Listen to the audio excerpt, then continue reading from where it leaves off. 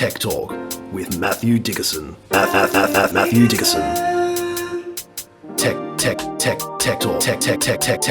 Talk. Sit back and relax. It's time to talk technology.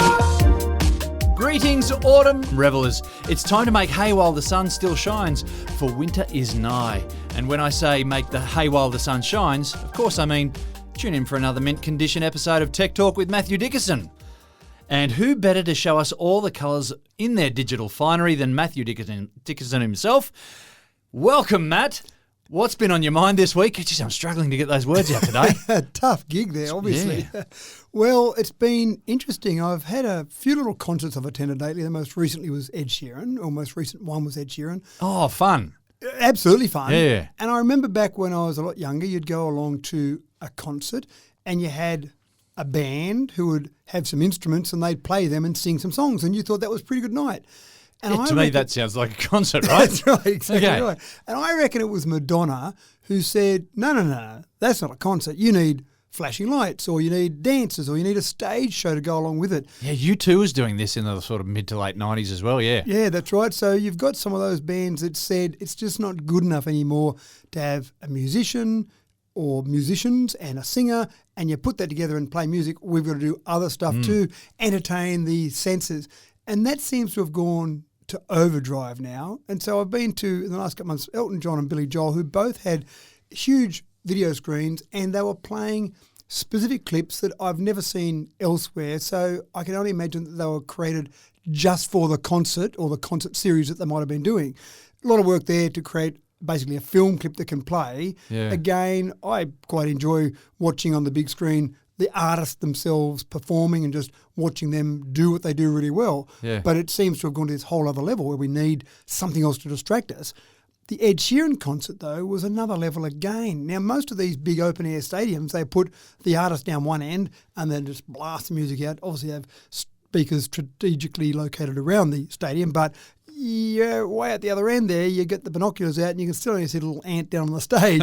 So what Ed Sheeran did was said, well, two things, I think. One, let's make it a better experience for everyone. Let's put the stage in the middle, because normally you've got a back of the stage, which you cut off some of the audience. Yeah. Let's put the stage in the middle. So that was great because everyone around the stadium could see it. But I also think there was a subtle little part there that said, now we can sell every ticket in the stadium. Every seat gets occupied. But the technology... So did he move around to face the whole audience? Or he didn't need to, because this is where I get to the technology part. The stage itself had a central part of the stage which stayed still.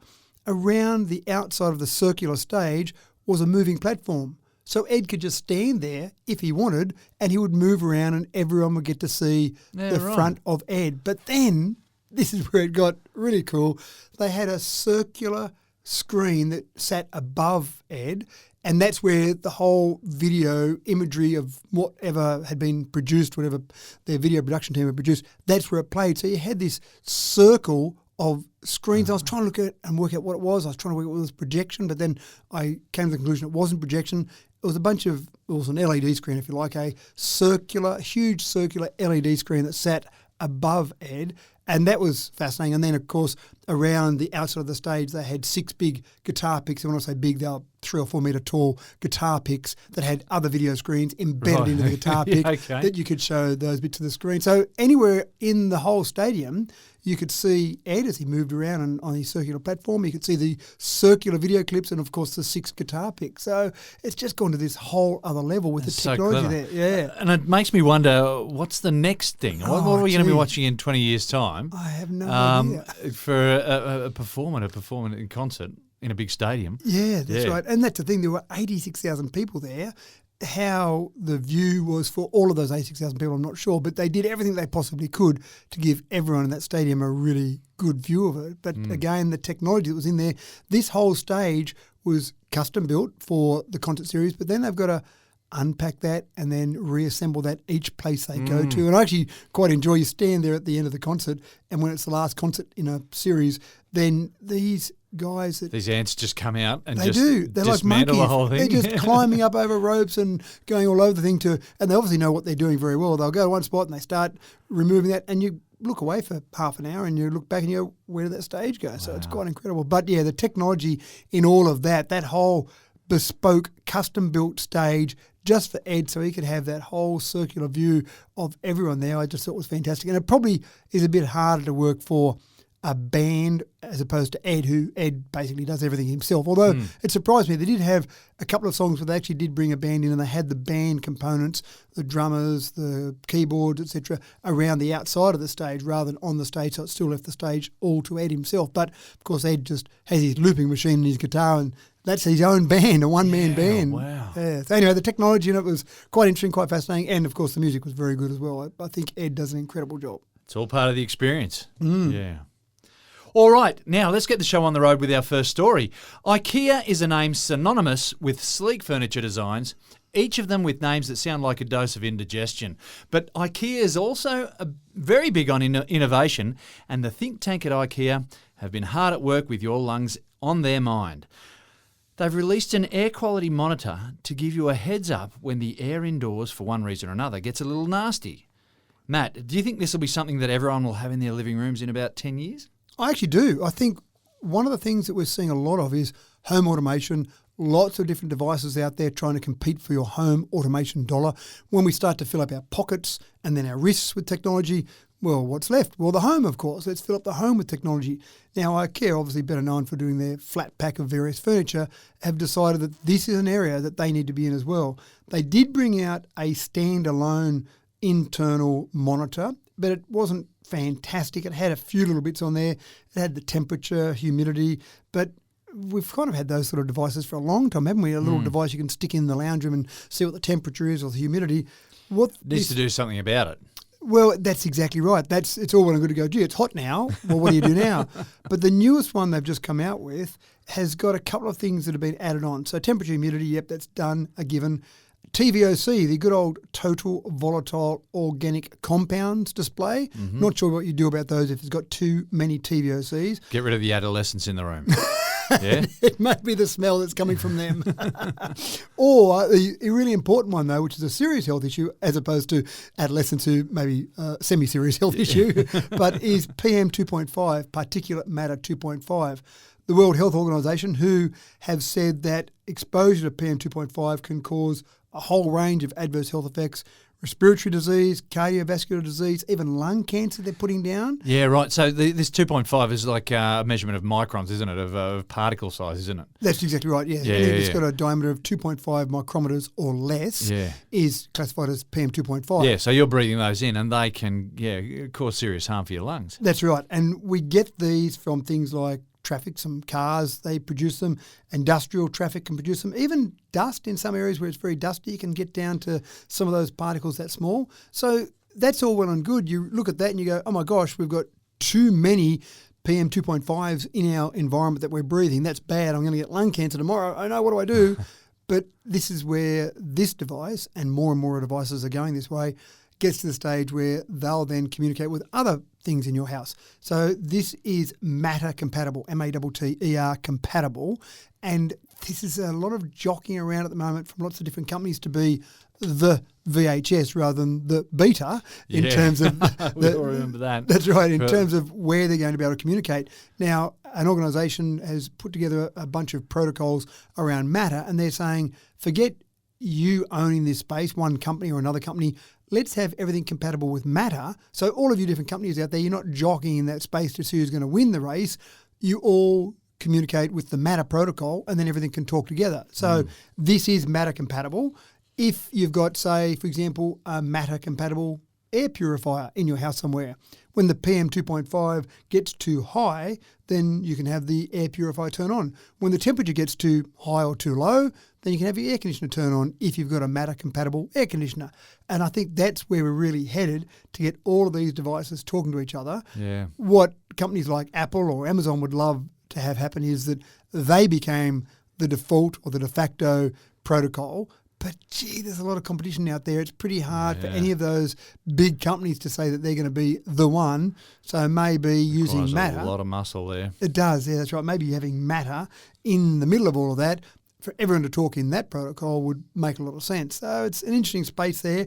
One thing I am a little bit concerned about, though, is that we all have seen the fun that people have had when they buy their IKEA flat pack furniture and panel A goes to panel B and panel C screws. And Yeah. And there are You got people to who've- assemble this thing. That's right. People have made a profession out of that. I'm just hoping they haven't actually come up with this concept of a air control monitor or an air monitor that you've got to then assemble yourself. So I can just picture this Just hope soldering those diagrams iron. are nice and clear. That's right. Solder point A to point B. I'm not sure if that's where it's headed. I'm sure it isn't, and I'm just joking about that. But again, IKEA, obviously they see that there is a space in this. And you don't want to have a go at pronouncing any of those names then? Look, I'd love to. So But you can't Their standalone one at Twist the your moment tongue. Okay, here we go. is the Vindrichtning. I don't know how you pronounce T. Without accent. That was fantastic. That's right. The new sensor, though, is called the Vindstärker. Beg your pardon? Yeah, so Excuse you. it's from Sweden, but I feel like I'm putting a German accent in there. When you have some of those harsh consonants like that, like Steiker sounds like it has to have a German Sounded accent. Bavarian to mine. Yeah, thank you for helping me out there.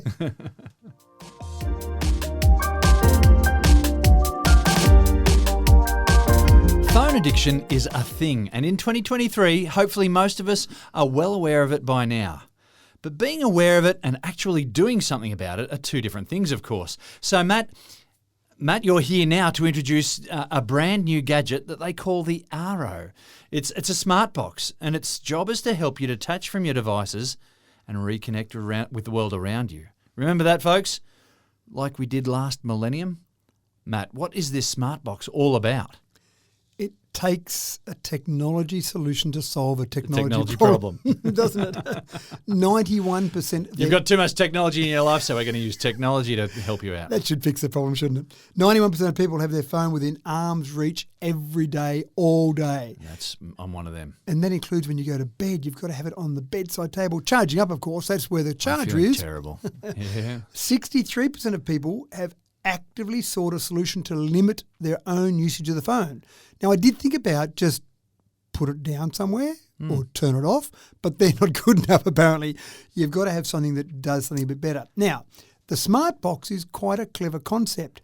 The smart box is just a box with some chargers in it. So you can put your phone in there and charge it up. But, of course, it comes with an app. It's not a real technology product if it doesn't have an app with it. When you put it in the smart box, you activate your app to say, I've put my phone in the smart box. I can no longer see it. I can't hear it. It's sitting in the smart box. That's it. It's not going to stop the phone from working. It's not going to block signal or anything fancy like that. It's just sitting in the box there, charging up. But you've made a conscious decision to put it away. That's it. And then, of course, what you do is when you register in the app, then you get a competition going with your kids or your friends and say, let's gamify this and see if I can beat you today and have more time. How much time I haven't used my phone or had it near me. That's exactly right. Wow. And Okay. I think this is part of the whole psychology of it.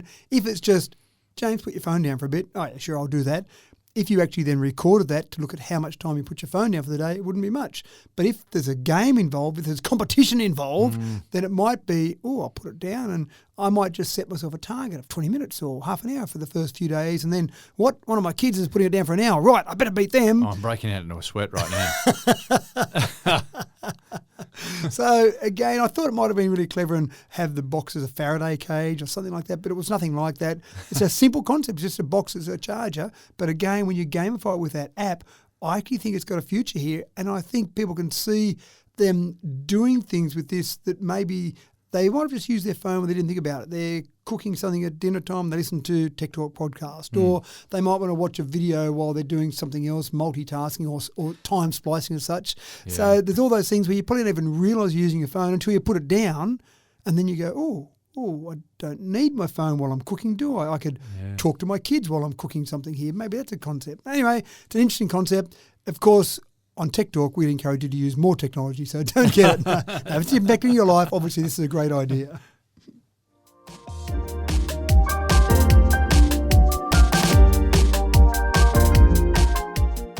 You've probably heard about some big white balloons flying over American airspace. Of course, big white balloons flying over foreign airspace is one way to spy on your neighbours. It's certainly a great way to get paranoid Americans wound up like a tightly coiled spring.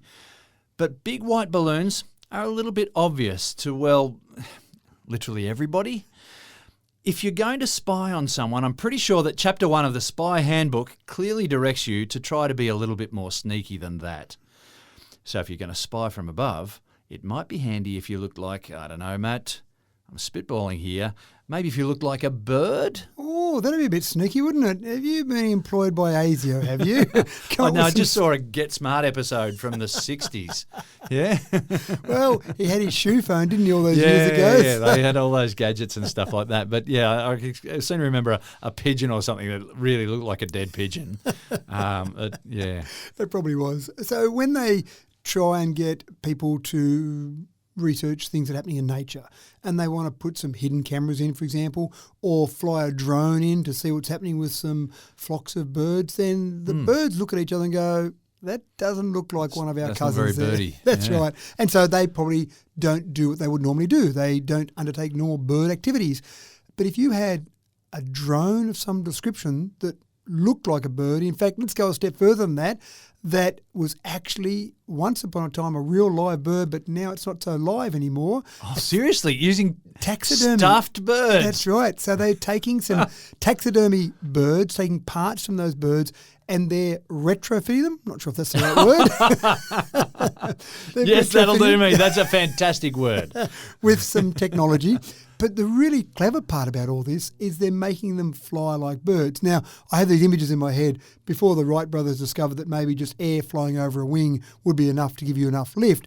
People tried to flap their wings or flap their arms with bird-like like in the things Moomba attached. Festival or whatever it is down in Melbourne, yeah? Perfect. Actually, that's coming up. It's early March, I think, mid-March. The Moomba Festival's Yeah. normally They have on. the Birdman thing where Birdman you've got to jump rally. off the big platform into the Yarra River. That's right. And no one flies very far with that because flapping our wings as a human is not a great way to fly. Not very I'd much. rather be in an aeroplane rather than try and flap my wings. But that was the first image I had. But researchers now, rather than 100 years ago, or maybe rather than at the Moomba Festival, then you've actually got incredible slow motion cameras where you can look at a bird and what they do with their wings, and then you can emulate that with a drone. So they're taking real life birds, putting things in there to make them flap like that, but then they're also being pretty clever about it so that when there's an updraft, where there's some warm air moving up, for example, they're actually getting them to keep the wings out. This drone keeps the wings out like a bird would rather than continuing to flap, even though they don't need to flap. So again, a few birds hanging around together.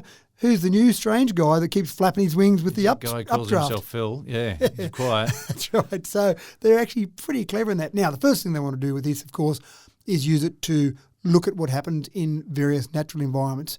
Keep investigating things, maybe protect species of birds that might be getting close to extinct. How do they breed? How do they migrate from one area to another? All those things. But, of course, the obvious thing after that is the big white balloon. That might be so yesterday. Next thing you know, you might have seen wonderful eagles flying around because they're big. You probably put some big batteries in those. And you've got these eagles flying around up high and you go, wow, look at that beautiful eagle. It looks so magnificent. And then you keep looking and going, gee, those eyes don't look good. And you do well to spot it from the ground, I must admit. But it is a pretty good way to spy on something, isn't it, if you just saw birds flying around. Goodness me. That's where we're headed, James.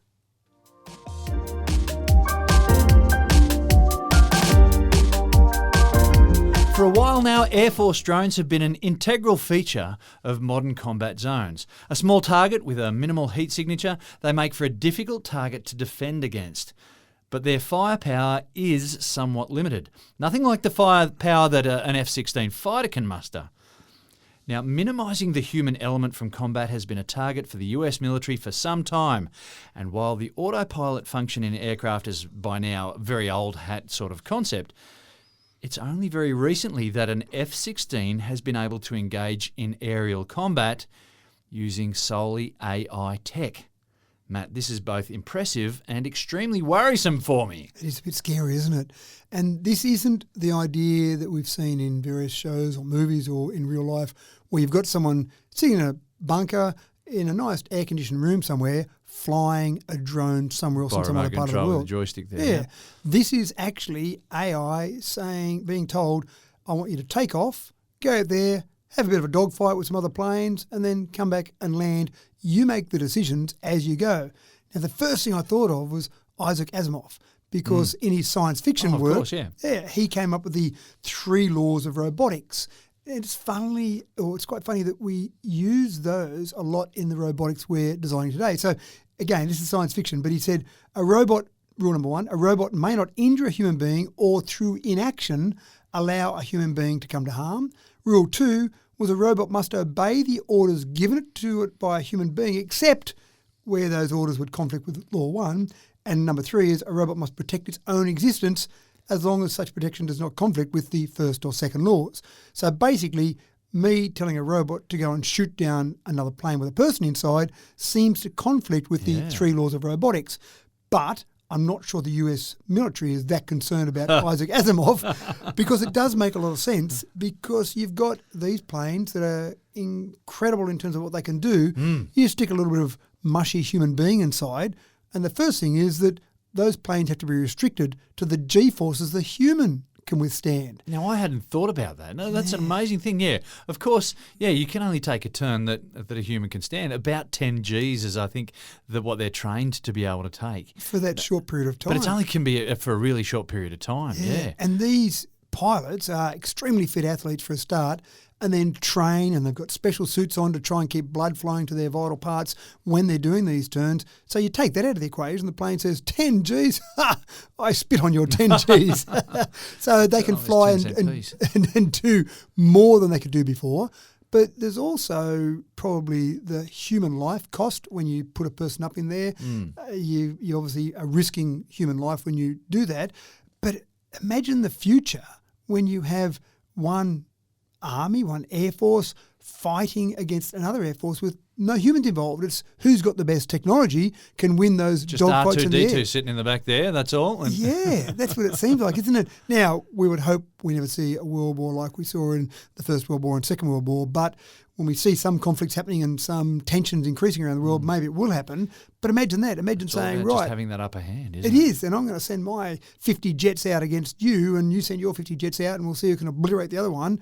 And everyone sits back on the ground and has a couple of beers while they're watching the show. It'd be better than fireworks, wouldn't it? In terms of cost, I mean, so a plane gets shot down with a pilot, you still lose your, I don't know, was it a $50 million aircraft or whatever, but you also lose that pilot. I mean, and we're talking in, completely pragmatically here. You've spent so much effort training that pilot up. It takes a long time and a lot of money to train a pilot. To lose a pilot as well. And you can probably go and build another plane, but the pilot's a bit harder to build another one, and mum and dad probably aren't that happy about it either. So all very sad, yeah. Yeah, that's right. So imagine that future where you've got these. Now, we've talked before about having commercial aircraft maybe down to one pilot. We're not talking about AI, we're not talking about 0 pilots, but down to one pilot would be interesting. But this is getting down to 0 pilots in an incredibly powerful and scary machine in the weaponry that it's got on there. But that's what's happening right at the moment. F-16s, the US Air Force has been having F-16s go up and perform dogfights against humans. Teaching them how to combat. And going quite well, actually, so in terms of the combat. And I assume, so they can take off and land all by themselves as well. That's just a given. Yep, that's right. And these have only been war games, so they're not shooting down other pilots for real. And we've all seen Top Gun, so we know that you're playing war games and you lock in on the other guy and there's a little red thing and some lights go off. I don't know what really happens in the cockpit, but that all sounds pretty good. And then you hit a button. So AI is doing all of that, all by its own lonesome. Goodness me.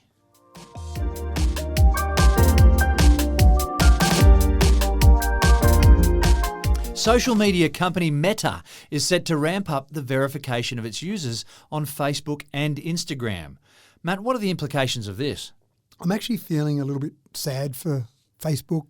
Meta, so let's just go back a step. Meta's the parent company. Yeah. Facebook and Instagram, for example, are owned by Meta. In a similar way that Google created its parent company Alphabet to own Google and other assets. So Meta itself, I'm just a little bit concerned about their financial state at the moment, and I am a little bit concerned. So they're gone broke? Well, yeah, they're just struggling a little bit, you know. If we go back to 2015, Facebook itself generated $17.9 billion US in ad revenue.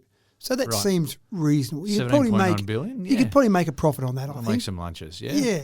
And then it seemed to go quite well from 2015 through to 2021. Average annual growth rate of 36.7%.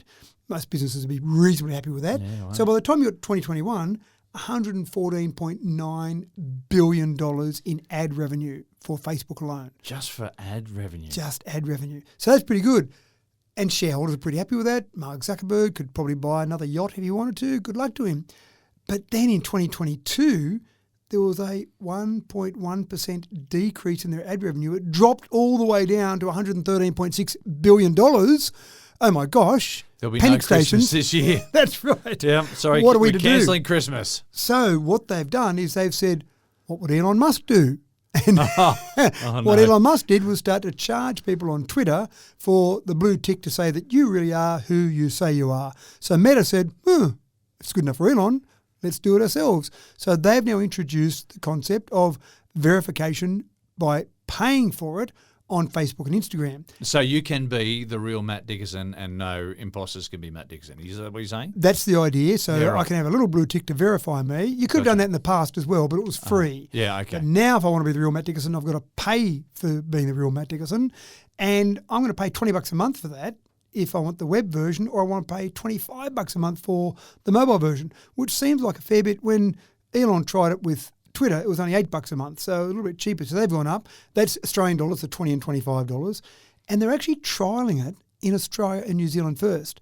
Now, I don't know whether that's A, because Australians and New Zealanders are really great innovators and they'll jump onto new things, or B, that it's such a small market, if it doesn't work, it didn't really matter that much. We've been sacrificed. That's right. It might be the guinea okay. pigs, yeah. But it is a fascinating concept. It didn't work out so well for Twitter. They had a few issues where they seemed to have lots of fake verifications coming through because they were just taking the money for it. So I don't know it worked that well for Twitter. Will it work that well for Meta? I'm not convinced. And how important is it for people? Maybe if you're an Ed Sheeran, it might be really important to be verified. And he probably doesn't care about the $20 a month. But for people that aren't Ed Sheeran, and for people that not everyone's trying to be fake James Eddies and fake Matthew Dickersons, does it really matter that much? I'm not actually sure. Well, it's certainly for celebrities. I actually was only listening a couple of days ago to Bill Bailey talking about how he was a bit late getting onto Twitter. Yep. And by the time he got on, he realised there were 4 other Bill Baileys, or at Bill Baileys or whatever, various versions of it, all claiming to be him. Yeah, right. Yeah. So, and I think for someone like a Bill Bailey, that's probably important. But for most people, and again, if they're trying to make up those billions of dollars of revenue they've lost in ad revenue, you've got to have a lot of people that are happy to have a blue tick beside their name and pay the $20 a month or $25 a month for it. I'm not sure how it will go. And for people that have already got their blue ticks, they're free. So I don't know how long that'll continue on for. Will that be free for the next year and then they'll start charging for it? Not sure. The other thing to consider is that to be verified, either with the old system or the new system, you've got to upload some pretty solid government ID to show that you really are who you say you are. Now, given the data analytics problem that Facebook has had in the past, where they've sold data or there have been data breaches around the world, people are a bit nervous about, let's just upload all our secure ID to really prove that we are who we say we are, so someone can steal our identity if they get that information, or if in fact Facebook decides to sell it off, of course, which they've said they won't do it, which they've denied it so strongly it guarantees that they will do it. Is that the way it works? I'm not sure. Well, I wonder what Trump's social media is charging for their verification. We better go and have a look at that one.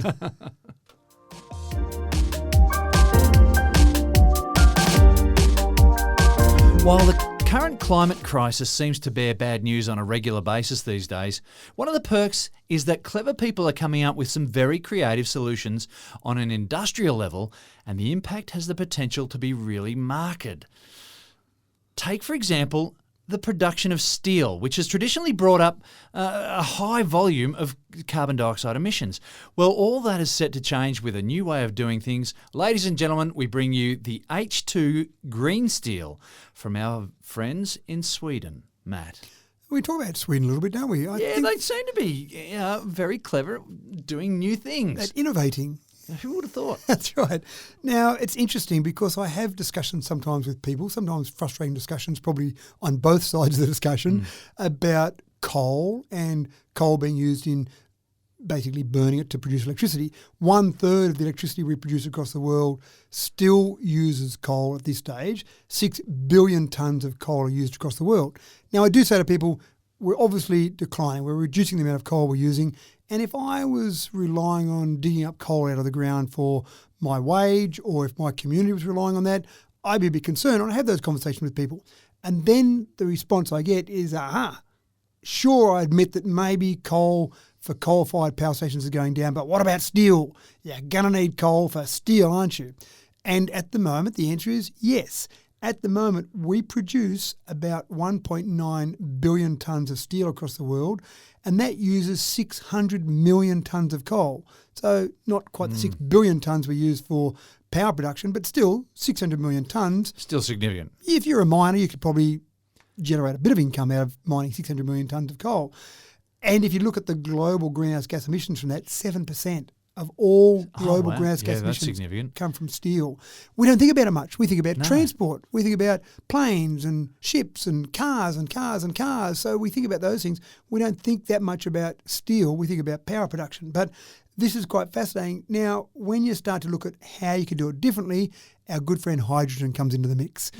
We have talked about hydrogen a little bit, but hydrogen is definitely going to be the solution for... The super fuel. The super fuel, that's exactly right. And the thing that I love about the super fuel is we've got a bit of water on this planet, so if you can just work out a good renewable power way to get that water and take the hydrogen out of that water, which we do have that concept, then that's pretty exciting. And that's exactly what happens with H2 Green Steel. This is a particular company over in Sweden, as you mentioned, that is going to be producing green steel by the year 2025 by using hydrogen as part of the process.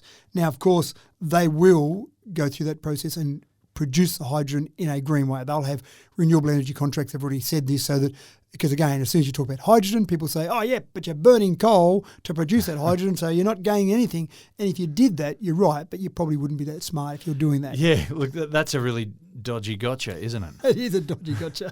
I'm going to steal that. That's good. So one of the things that they'll do is they'll produce green hydrogen. They'll then use that in the process. And obviously you need a fair bit of heat to produce steel, and you've got basically you're melting steel, so you want a bit of heat there. That used to be with a coal-fired blast furnace, but they're doing that now with hydrogen. This particular company, one particular company, has said by the year 2030 they'll be producing 5 million tonnes of steel each year via this green steel method. And you go, wow, that's pretty impressive. But then when you think about the 1.9 billion tonnes that we used last year, 5 million tonnes isn't that significant, but that's just one company. In the UK, for example, the government has said that they're going to give £600 million to their two largest steelmakers to convert them over to some form of green steel production. So this will be the first plant, H2 Green Steel will be the first plant in the world to produce green steel, but that's the first one. Yeah, just the first. That's right. There are lots of steel producers across the world, and all of those, well, I think it'll have to get to the stage where all of those, but a lot of those will start to get to that stage where they're producing green steel. But pretty fascinating. It's something you don't think about a lot. You see some steel being used in a building. You don't think, gee, I wonder how much coal was used to produce that steel, because it's not there, it's not obvious there. But green steel, I think people will be starting to get to the stage when they're doing building projects, they'll say, I need to get my net zero, I need green steel in this project.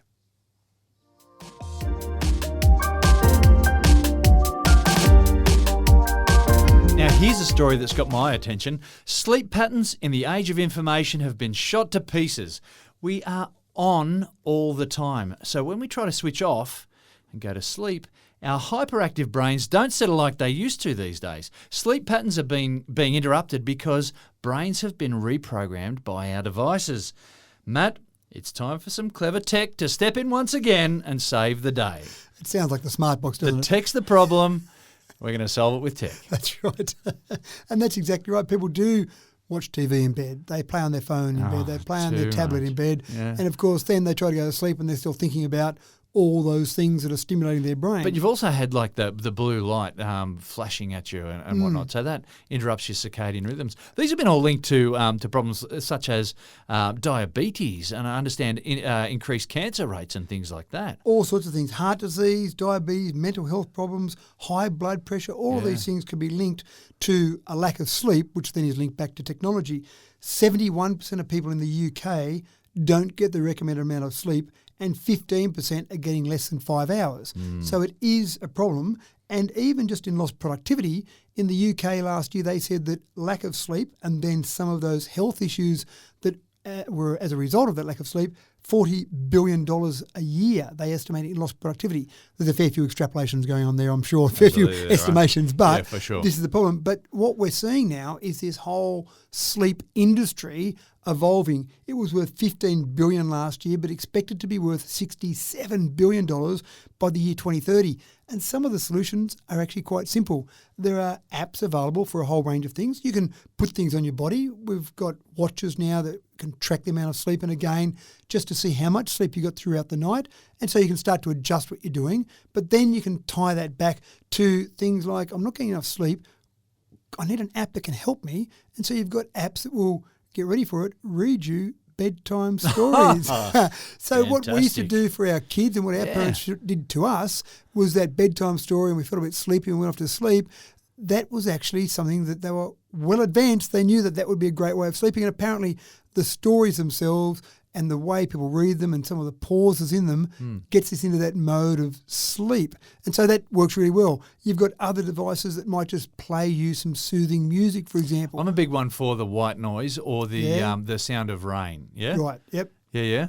The other part is when you've got some natural sounds around you. So living in a regional area as we do, we don't hear a lot of other noise, traffic noise, that type of thing. But I really notice it when I go and stay in a big city, just the noise of the city, not even just traffic noise, it's just the noise of the city. Yeah. And if I say to someone that lives there, they go, what are you talking about? I can't hear anything there. And for me, it's different. Again, you stay there for a few days and you get used to it. But that's where I think that white noise that you're talking about can block out those other sounds. People coming from big smoke to regional areas probably see the same when they go, oh, those birds, I can hear those little birds, or I can hear a dog barking when you mightn't be able to hear that in the city. So it is quite interesting, but I think this whole area is something that we just haven't explored that far, but technology is going to be the real thing. And not that I'm going to share advice, but if you had a company that you saw was in that sleep game, it might be worth keeping a bit of an eye on that, because I think this whole sleep game is going to develop dramatically. A bit of an industry. A huge industry based on just some of that data and some of those things that are happening there. So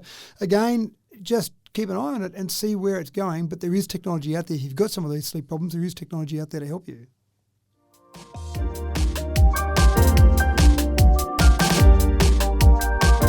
Now, last year, one of the many companies that I've passed my own important private information to suffered a data breach.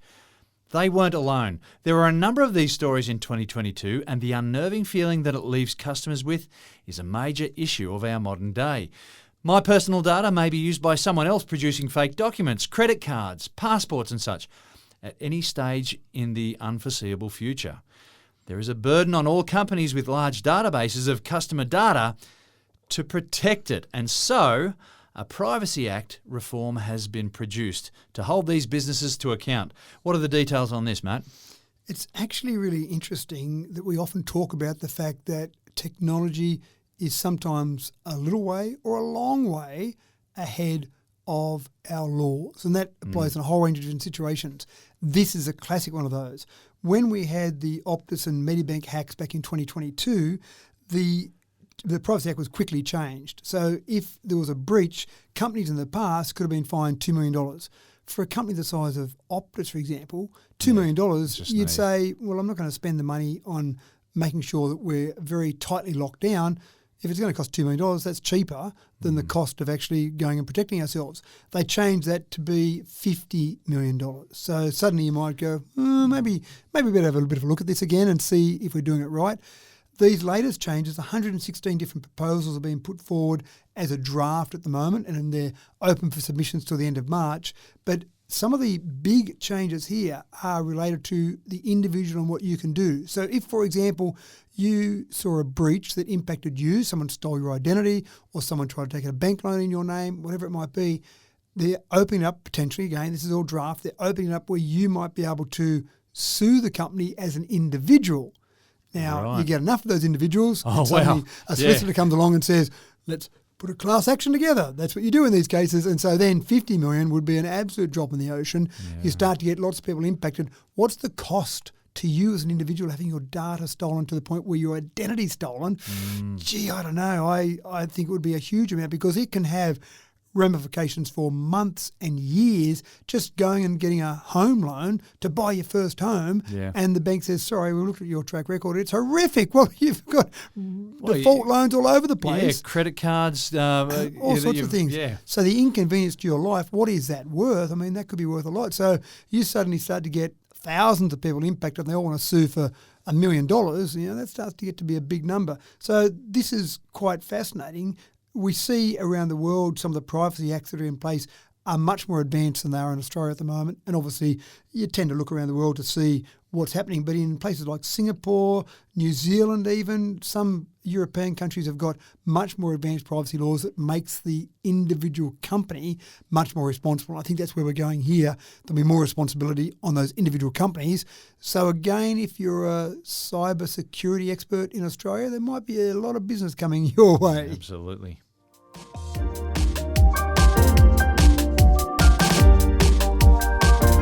And while we're on the subject of cybersecurity, charity scammers are now using AI-generated art to further their underhanded cause. Matt, what do we need to be wary of now? I've actually been having a lot of fun with DALL-E 2, not to do charity scams. Let me just emphasise that for the moment. But that's the one where you can create your own artwork. Yeah, that's right. And you'll type in something you want a picture of a car sitting on a cliff, about to fall over the cliff with a blue sky in the background. And it draws 4 versions for you of that. And you go, oh, I like that one there. I'll just use that one. Thanks very much.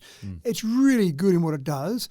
Sometimes when you put people in it, it doesn't do people perfectly, but it's still not too bad. It seems to struggle with people the most, but other more abstract things it does a really good job with. So I've been having fun with that. I've been using it for social media posts and just using it just to play with in general, and I'm quite fascinated by it. But, of course, our good friends, the scammers, we've talked about them before, they just can't help themselves. So the latest thing they've been doing is generating some art that's really pulling at your heartstrings. So when we've had, for example, earthquake in Turkey and Syria, they've been generating images purporting to be people that are in these earthquakes in tragic situations. So, for example, emergency personnel pulling a baby out of some rubble. And you could do that. You could literally go in and say, give me an emergency person pulling a baby out of rubble, and you'd be 5 seconds later, there's a bit of artwork for you. So they've been using these pictures, making it look like they're from these real situations, and then putting up links to say, please donate, help these poor people out, look at this situation. Now,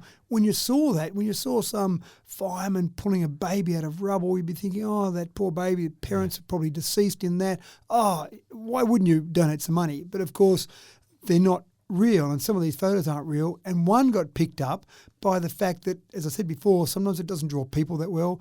One of the firemen carrying a baby over its shoulder. Had 2 noses. Well, almost. Had 6 fingers. Oh, really? Yeah, and they weren't from Tasmania. Apologies to every Tasmanian, but it was one of those things that you looked at it and it just looked like a normal picture. And then you looked again, you went, that just looks a bit funny. There was a thumb and 5 fingers there, and you went, that's not quite right. And it might have been possible. There are people out there with 6 fingers. It might have been possible that was a fireman with 6 fingers, but a bit more investigation, suddenly you work out that it's a scam. So just what won't they sink to try and get money out of it? So we get all these clever tools that come out. Be on your toes, folks. Be on your toes, that's right. Again, where can you go to donate some of this money? That's the problem.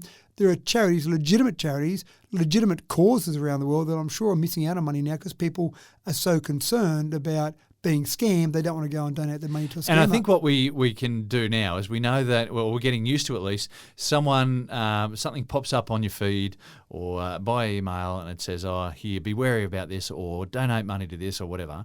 Then that's your cue, if you're keen, not to click on any links there, but to go through another source to find that charity, to find that organisation that needs your details, to do whatever. Yeah. You've got to go out and start again from scratch and just do the searching yourself. And I'd go through some of those trusted. We've got some great Australian organisations that are very trusted, that we know them. And again, exactly as you said, go and find the information independently or go and find someone physically to actually give some of that money to rather than going and doing it. It's convenient to do it online, I get that.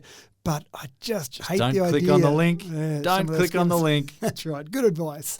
And as the sun sets on another episode, it's time to fold up your picnic blankets, stow the leftover camembert into the esky, knock off the warm dregs in your glass and make tracks before the ants take over.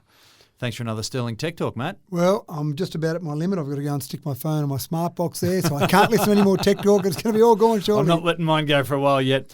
And I tell you, after today's episode, I'm going to get out my smart box to defend me from my overbearing impulses. It's just got to happen. And while I'm at it, I might just download that Sleepio app and see if I can't reclaim a decent slice of real estate in Slumberland. That's it for me this week, folks. I'm your host, James Eddy, and as always, it's a delight to bring you each and every episode of Tech Talk with Matthew Dickerson.